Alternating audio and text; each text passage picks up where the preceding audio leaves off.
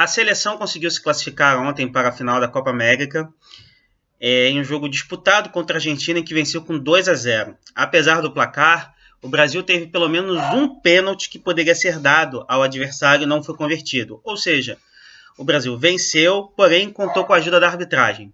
O que chama atenção é que parte da imprensa brasileira coloca essa vitória como algo épico, incrível, quando, na verdade, há tempos o Brasil consegue manter sua supremacia na América do Sul, mas está muito longe de ser competitivo quando a gente fala de Copa do Mundo. E a Copa do Mundo deveria ser o principal foco, a principal visão da CBF para os próximos anos. Não é o que nós estamos vendo.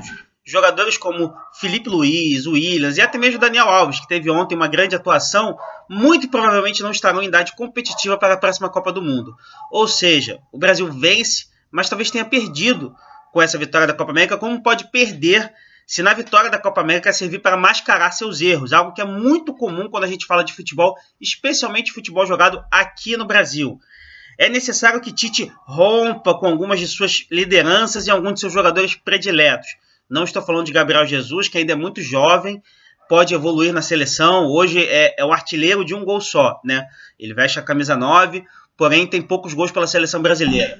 Mas é um jogador que ainda pode evoluir e tem idade competitiva para fazer parte do grupo que jogará a Copa do Mundo do Catar. Mas estou falando de outros atletas que terão 35, 36, 37 anos e é muito complicado uma seleção que quer ser campeã do mundo conseguir com jogadores nesse nível de idade.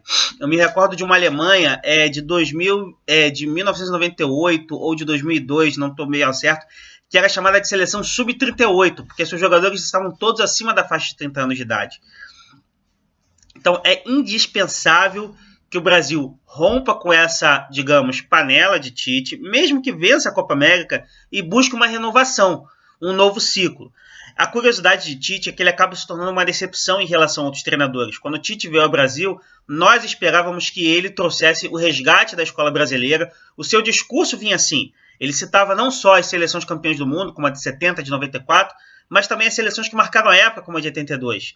E o que vemos, na verdade, ontem foi o pior Tite possível. O Tite que ficou conhecido como empatite. Ou seja, um técnico que busca o 0-0 antes de buscar os gols. E se vierem os gols, será por desempenho individual, como aconteceu ontem, em jogadas individuais de Gabriel Jesus.